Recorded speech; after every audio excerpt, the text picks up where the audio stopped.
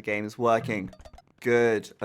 Good. Alright, so, welcome guys. Welcome to a live game here on Voobly between TheViper and Dogao. Sadly, I did miss the first few moments because my game kept crashing every time I tried to load it up. But we're in, and it is all good in the hood as we get started here with TheViper down to the southeast of the map in the blue, playing as the Persians. His opponent for today, Dogao, all the way from Brazil, the legend that is one of the best Brazilian players of all time, playing as the Persians up to the northwest in the red. So Dogao versus TheViper, and a pretty shaky start there with my game crashing every time I tried to launch it, but it looks like we're okay now, and we should be all good in the hood. I really hope that there's no problems as we continue on. But yes, the game here just pausing temporarily as the players are sorting themselves out for probably, I think, Viper's first game of the day. Anyway, we'll take a look at the map and then we can talk a little more about other stuff. Viper here has got these berries on the front. It's not the end of the world, but his front of map looking pretty open, actually. He might be able to make some kind of walling out of this, but this gold is in a really awkward position. He could wall between this cliff and this tree line to kind of make some kind of safe area by maybe walling from this cliff downwards, but that gold is in a little bit of an awkward spot, and that may provide little problematic later on. But Viper here coming out to the front with this villager, maybe this will give us some idea of where he's planning to wall, and we'll get a bit of a clue as to what he's planning here. I think it may be very logical for him to build a barracks here and then build up towards this cliff, making a kind of arc down towards his TC once these berries are gone. That could make a really nice wall for him and keep these resources safe. And of course, you have to start thinking about those walls as early as possible, or at least your building positioning as early as possible in a game like this, because Dogao will try and abuse any weaknesses in Viper's defense, and you know, he doesn't want to have 1,000,001 places where Dogao can come from. He really wants to limit Dogao to which direction he can attack from. Of course, when you know that your opponent can only come from 1 or 2 directions rather than 10, then obviously you can do your best to keep an eye on those areas of the map and try and hedge your opponent off, for instance. But he's also got a nice deer patch, and you know, I think Viper would be wise here to push these deer in or take advantage of these deer. They're incredibly close to his town center, and it's just logical to take these. They're so damn close, and if you can delay a few farms or maybe just get those deer nice and early, that would be really good. I mean, it doesn't even have to be early, but it's just a nice source of food to have. Gives you a little bit of a boost. Dogao, meanwhile, I mean, again, look at this. His woodline is horrible on the front of his base. It's way out on front here. It's also on a hill, so it means if Viper's out on the front with any archers or something like that, he's gotten a downhill attack bonus onto the villagers chopping here. And this is not a nice woodline because it's going vertically away from the town center. If it was rotated 90 degrees so it came across, that would actually not be so bad. But as it stands for Dogao to defend this, he's going to have a really tough time. And he may end up having to retreat these villagers away from here and actually start taking more on the back, which again is not so nice, but at least he can protect these villagers a little easier by building a wall from this tree towards this house. Fortunately for Dogao, he's got his gold on the back. He's also got berries on the back, so any early aggression from Viper shouldn't be too much of a problem on his berry gatherers. But yeah, other than this wood, I mean, it's not so bad, I guess. He's managed to plug this hole with the house, and that's a solid wall now all the way up to the north side, where Viper could come around the back. But yeah, Dogao going to want to be very careful with this map, I think, and especially with these villagers on the wood. Wood is the most important resource in the game, and you know, if you can deny your opponent gathering wood, which is usually what players will aim to do, then you can put yourself at a very big advantage. So Viper gone up to the Feudal age here, and as someone in the chat pointed out, no loom for the Viper, whereas Dogao has done a loom here. This means that Viper is on 22 villagers, whilst Dogao is on 21, but Viper is also up to the Feudal age just a little faster. And this says to me that Viper wants to be very aggressive, very quickly, and he will even take the deer as well at the back now, as well, I think. Has he already taken one or two? Yeah, he's already taken them, but he's taking more deer because he's going for scouts, and he wants to be as quick as he can. He has now done loom, but notice how he didn't do loom until the feudal age, just to give him a little bit of a boost and give him a very early advantage in resources gathered. If you look at the food that Viper has, a couple of hundred extra food gathered so far. Dogao slightly ahead on wood at this point, but it's really neck and neck on the wood. So Viper with the extra food, grabbing the scouts. He's going to send his 2 scouts out immediately. Dogao doing similar with 2 scouts on the way out already, and the 3rd being queued up. But Viper, as you can see, already has more queued in the stable now, and he's got no problem with villager production as well. So this is really good for him at this point. But obviously, he's going to want to make sure he's got enough wood now to start seeding some farms, as he's got 5 villagers on the berries, so they're going to run out a little bit faster. So Viper here coming forwards, but he's seeing that Dogao has 4 scouts to his 3. He's of course Dogao, sorry, had the defender advantage there, or the reinforcement advantage, since the stable is closer to his army. Viper has got the extra scouts, and there you go. He's got a 5th out now, and spears as well. So Dogao can't easily engage that. Now for Dogao, this is nice, because he literally just played a game versus Ekimku, where he went for mass scouts, and so he's probably, really warmed up. His fingers are nice and warm with this scout micro, but already you can see that Viper here slightly ahead on the scouts count, and also slightly ahead on spears. He's just that 1 step ahead at this point. You want to see the APM of the players? Well, there you go. Viper's APM currently sitting at about 95, maybe 100, with Dogao's APM sitting around the 60 mark. So Viper's APM, as you can see by this graph, a little higher. Map control for both of them pretty similar here, as they're both fighting out in the middle, but of course that's going to be changing all throughout the game. Map control doesn't tell us a huge amount until the late game, I feel, or mid to late game anyway. So Dogao right now doing his best to wall this map, and like I say, his map's pretty nasty when it comes to wood, so he's going to try and wall across the front as best he can. Now Viper's playstyle generally isn't to wall that much, and he, as you can see back at home, has kind of made a little wall off with buildings, but it's not a full wall. It's taking the time to send a villager at the back to wall the back of the map, but it seems to me like since he's doing this walling at the back, he does take this game seriously versus Dogao. They're leaving this villager idle for a little while, and maybe that's a little sloppy, but either way. Dogao here, wheelbarrow coming up, plenty of farms of course, and when you're doing scouts, you are going to have those additional farms. And at this point, military count 9 for the Viper, 7 for Dogao. And Viper sitting outside of these buildings from Dogao here. But Dogao fully walled up at this point. There's no holes here for him. We always say there is always a hole, but Dogao, this time around, has plugged all of them. And he's on the way out. And he can safely move out now. He doesn't have to worry about Viper counterattacking, because the wall is going to be able to prevent a counterattack from doing any damage. So he is ready to go, and he's going straight to the lumber line of the Viper at the back. This is nice. He should be able to kill a villager here. He's going to stand and fight. Viper knows he's a dead villager. He's a dead man, and Viper's going to try and quick wall the villagers at the back, but that's not going to work. Another villager's going to go down here as well on this hill, and Dogao going to get the hill advantage, or the downhill advantage, as these villagers run away. Viper's army's coming in. Dogao should run back now. No need to stay in and fight. Don't throw your army away for another villager here, I think. But he's okay. He's going to get the villager anyway. Oh, no, he can't. There you go. He's got the villager. And he's going to run. But he did lose 3 scouts there. 4 scouts. And to be honest with you guys, I think that Dogao should have probably just retreated. I think he overextended there. He lost 4 scouts when he could have lost none. In this situation, he killed 3 villagers, or 2 villagers, sorry. He killed 3 villagers and lost 4 scouts. But he could have killed 2 villagers and lost no scouts. And I think that would have been a better situation for Dogao.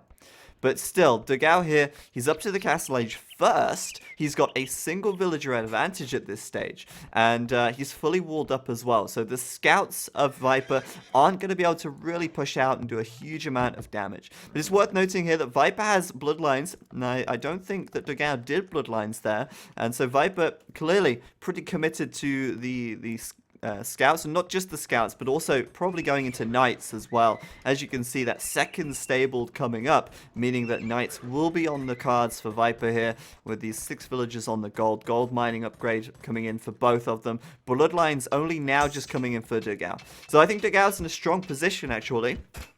These scouts are going to be no problem for him once he reaches the castle age. He'll be able to, of course, start throwing out some knights or camels of his own. And you should never count the camels out. Although knights are a little bit more versatile since they can raid, throwing in a couple of camels certainly doesn't hurt. And civs like the Persians can always do that. And it's really nice because you can always get the upper hand in a fight if you have a couple of camels in there.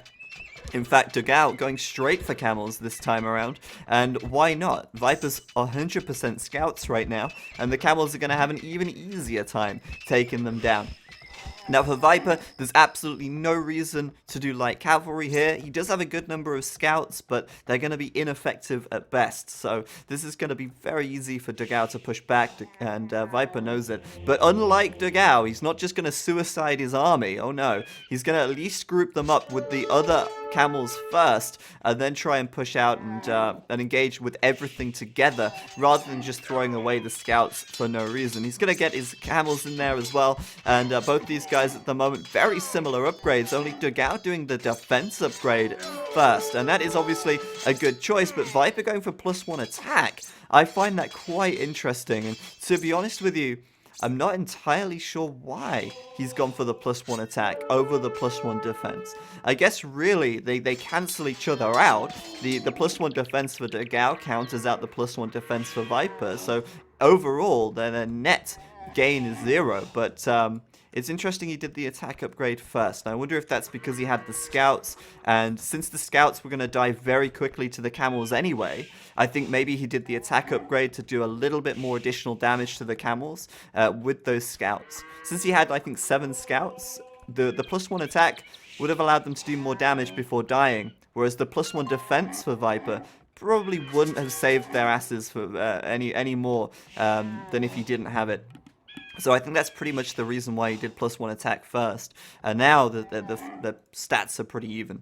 Dogao, though, taking the time to collect the relics. I like this from Dogao. I mean, he's leaving nothing up for grabs right here. He's playing a tight game at the moment, and I like that a lot. Currently, Dogao leading in the kills to death ratio, and since he's got a monk in here as well, he will take this fight. If he doesn't get a conversion, he'll certainly get some heals. The medic at the back doing God's work, quite literally, I guess.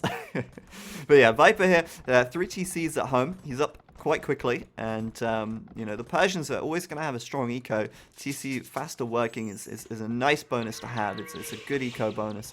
But Dogao, 3 TCs as well, looking just as strong, and a 4 villager advantage at this stage, so it is very close, and Dogao holding out on front on this hill in a very strong position, in my opinion, at this stage of the game. The military count is neck and neck, and Viper adding in some monks as well right now, but Viper so far hasn't collected any relics. But let's take a moment just to look for the relics here and see what they've found. Viper does see the relic down to the south, so he may want to go and collect that, just healing up his army for the time being.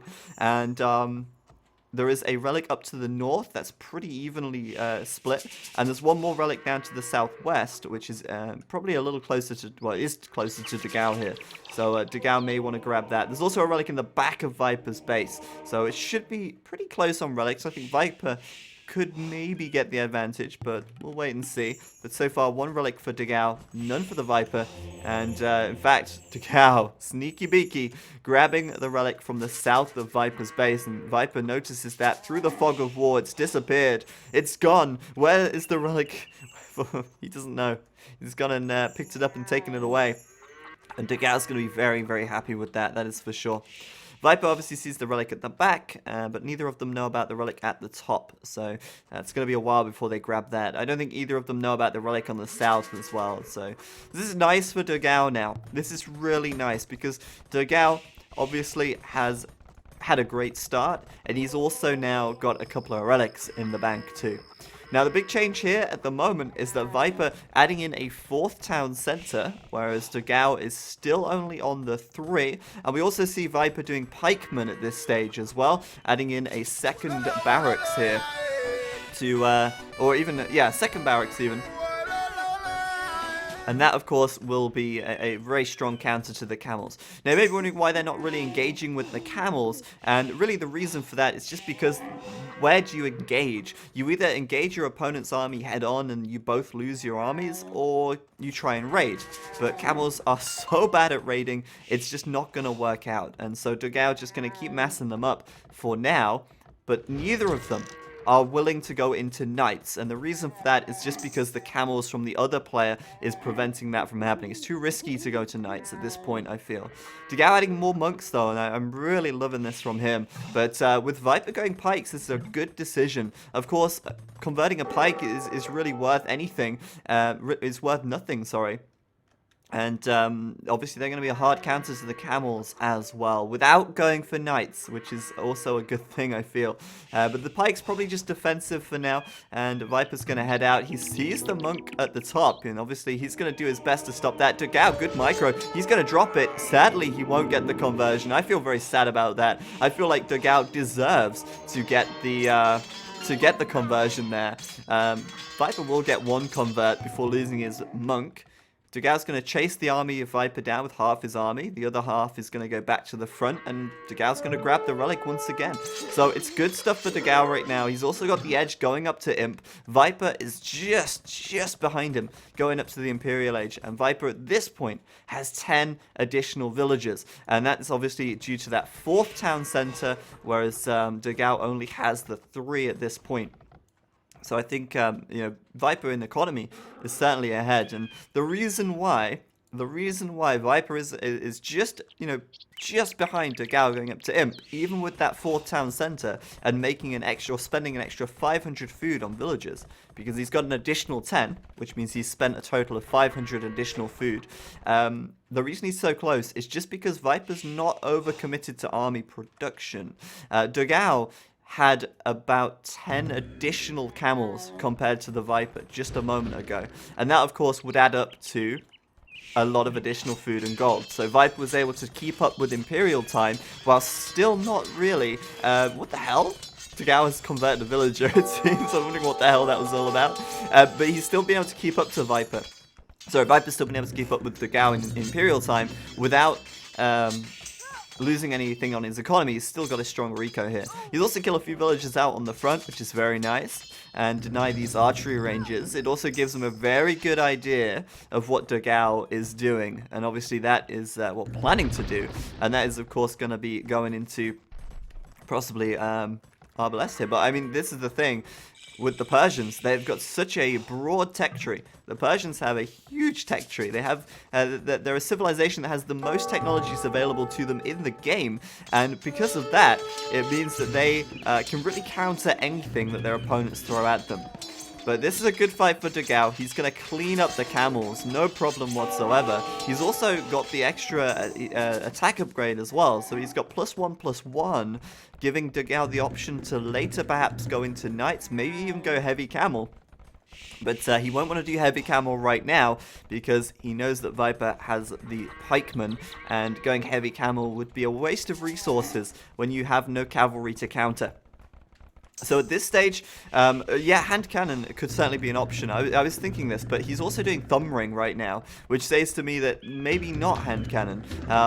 But yeah, we'll see. He's certainly doing chemistry, and he's not queuing or doing crossbow. So yeah, I think we will indeed see hand cannon, and also some bombard cannons too from these siege workshops.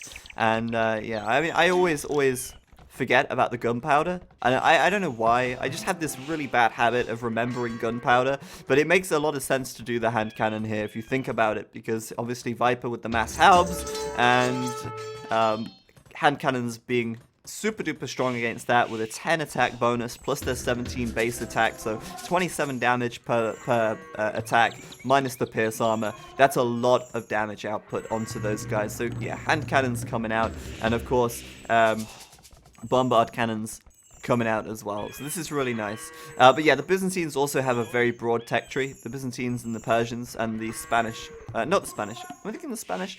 I think it might be the Spanish, actually, have like the broadest tech trees in the game. But certainly the Persians and the Byzantines do, that is for sure.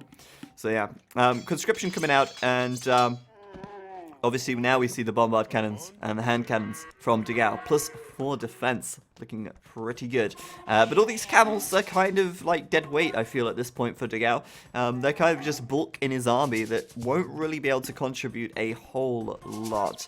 We also have the hand cannons for the Viper, both of them even on the upgrades here. And yeah, it is Spain who gets the most technologies, as ISO says, with 92. I was going to say, I'm almost certain, yeah, the Spanish were up there, and indeed they are. But yes, a lot of techs for these civs, which is nice because it gives you so many options as the game goes on. So Viper going to push forwards with the Halbs here. They are going to take a beating, but Dogao with his mugs in an interesting position. He's going to go for some conversions, I think, at the back here. Maybe, you know, get the hand cannon conversions in. Why not? Of course, Dogao is going to win that fight. His hand cannons are going to absolutely tear through the halberdier of the Viper. Now the Viper's going to have to fall back with his own hand cannons as Dogao pushes forwards here with his camels, and the camels, I know they're not the strongest, but they could certainly do a little bit here to maybe act as a bit of a meat shield in front of these hand cannons from the Viper. The scores are incredibly close at this stage of the game, with about 10 difference at this stage, which is really nothing in points, that is. But both of them with bombard cannons here. Dogao probably wishing he was playing as the Italians and he could get that ballistics upgrade on his hand cannons. Sorry, on his bombard cannons. But still, the bombard cannons from Dogao not really being microed too well, and Viper here will take the bombard cannons down. And that's kind of a big deal because his own bombard cannons now can do a lot of damage from the back, get good splash damage onto the hand cannons. He could also take down the monks as well. But Viper, skirmishes coming out, and that is not a good sign, really. He does still have lots and lots of gold in the bank, but he has got to be very careful now because obviously he can burn through that gold incredibly quickly doing bombard cannons and hand cannons. It is a huge gold sink, but he's adding in some skirms. It works nicely against the hand cannons, and it's going to act as a little bit of bulk to his army that can actually work as a counter to his enemy's army as well, which is very, very nice. Viper on the right side going to go for a castle. He's pushing Dogao back as well with some hand cannons of his own, and both of them, of course, fighting for the same gold spots over here. And this is where Dogao gets a little bit unlucky because the gold for Dogao is way out on the front here. Now his other gold situation, he's got gold at the back, and his main gold is very, very low, I think, so, or his secondary gold. But this third gold, he really wishes this was a little closer. There's another gold way down to the south, but that's still up for grabs, I guess. And Viper's grabbed the gold way up in the north, so I think Viper's starting to swing this game into his favor. The villager count for both players is almost identical. The military count is identical. But, yeah, at this point, I think Viper's starting to swing the momentum just a little bit. So the game is currently paused. It will resume now. There you go. And it looks like Dogao lost his castle here, which is not good news at all, as deathmatch mode is enabled now for both players. The APM for both players dropping slightly. Viper's at about 90. Dogao sitting at about 45 APM. This is not a game that requires huge APM to do well, but it's an interesting statistic nevertheless. But even at this point, Dogao is way ahead on kills. Dogao's killed 115, losing just 92, and Viper has killed 87, but lost 122. So he's certainly behind there in terms of KD, but I feel like this army composition for the Viper is looking very nice. He's saving a lot of gold with this. He's got his skirmishes coming in here.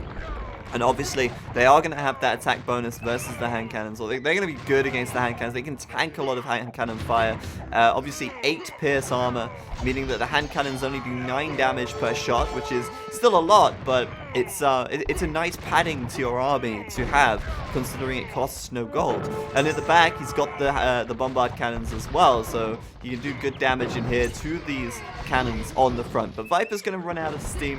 He's going to have to fall back a little bit, and Dogao here will be pushing Viper back somewhat. But he still doesn't have Siege Ram. It's just about to complete now, actually. There you go. Siege Ram done. And that's going to be really important. A, for soaking up the skirm fire, B, for soaking up the hand cannon fire, and C, for trying to target any other siege that Viper may pull out. At this point, though, Viper's got the castle here on the gold, and that's so nice for him. He's not really taking much gold there. In fact, the villagers in the north have mined out this gold camp, but he's not moved any over to this one in the center of the map. In fact, the gold down here, or maybe stone, I don't know what that was, it's all gone. Viper's gold income is basically just 2 villagers right now. But he could easily move villagers out here. I think he just fears that maybe there'd be a little bit too much risk from Dogao's army, which is just on this hill and looking pretty menacing at this point. But still, right now, Viper's starting to raid a little bit, and Dogao going for the stone wall. Bear in mind, of course, that the Persians do not get fortified walls, so it can be a little difficult for them to defend in the late game against, bombard cannons and siege rams and stuff. But Viper's up to his usual tricks, his standard game, which is just to raid as much as he can. Dogao, meanwhile, looking for some more stone and bringing up a TC on the south. Neither of them have found this gold down here, as Dogao moves in onto Viper's castle to try and secure the gold in the middle. This gold is going to be really hotly contested, and I think Dogao really wishing he had this gold right here, right now as well. Right here, right now. But yeah, Viper's made it in, and we see already he's got those hussars ready to go. He's got the stables up on this left-hand side, and he wants to start raiding as best as he can. Of course, Dogao's going to try and patch this up, but Viper's watching closely. He can stop this from happening just by blocking off the hole. The hussars are going to get in, and now the floodgates have opened. These hussar can continue to raid Dogao's economy, and this is really going to take Dogao's attention off of the ball. It's going to take Dogao's attention from these gold mines, which he really, really wants. And it's going to bring his attention to the back of his own base. He has to bring army back here. Look, you see all these hand cannons being used to defend his economy.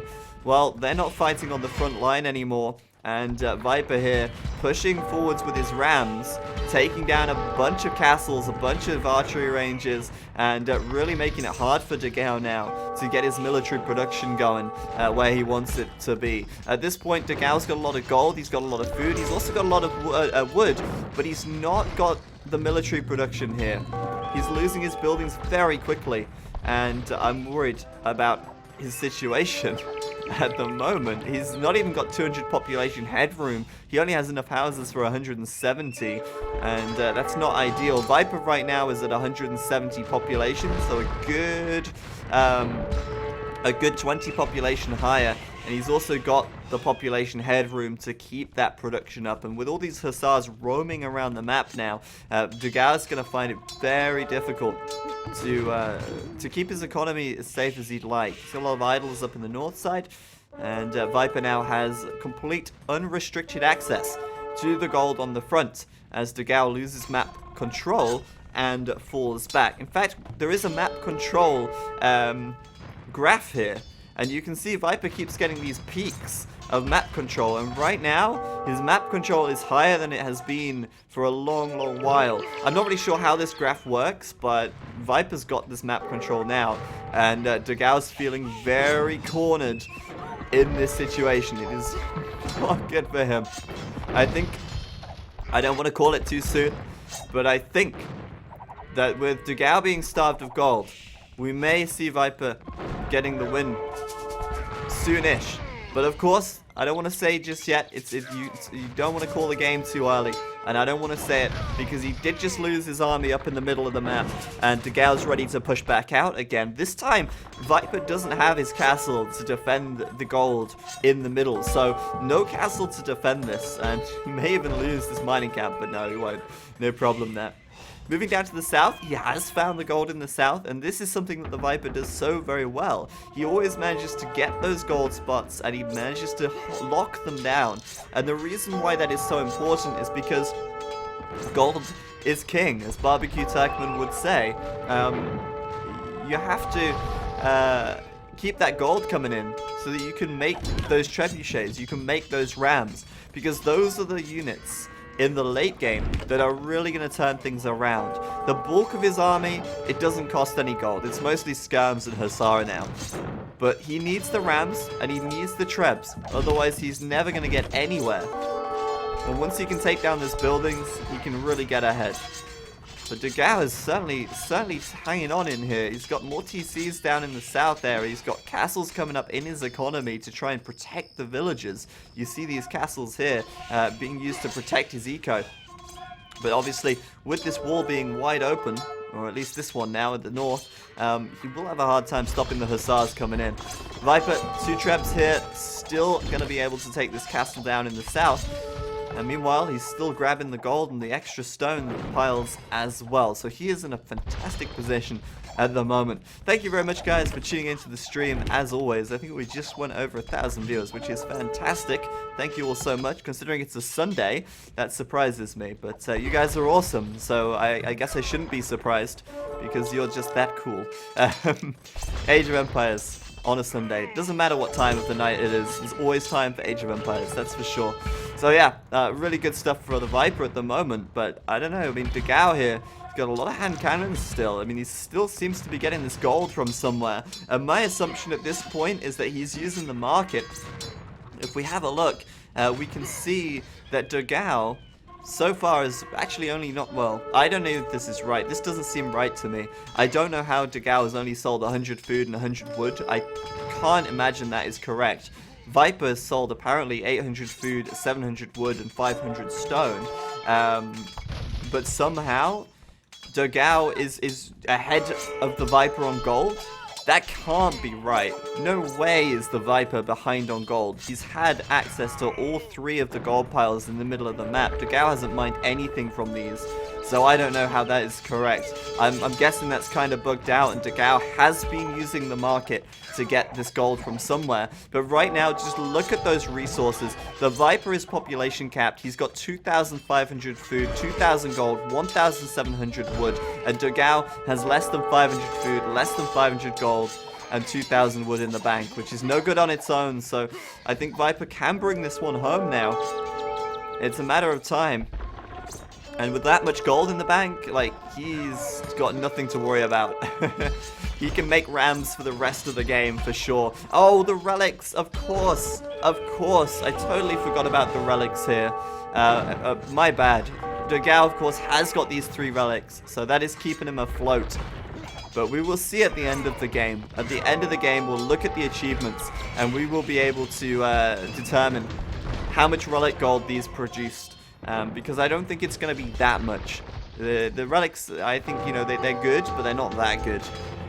But anyway, Viper in here, continuing to push this back, taking down these buildings on the front. What a messy game this is, but that's all higher level games at the post-Imperial age. And Dogao still has a good massive army here, though. And this is the thing, like, he's still got this decent massive army. He's got 40 military units. He is just behind in eco, though. He's down by 60 economy.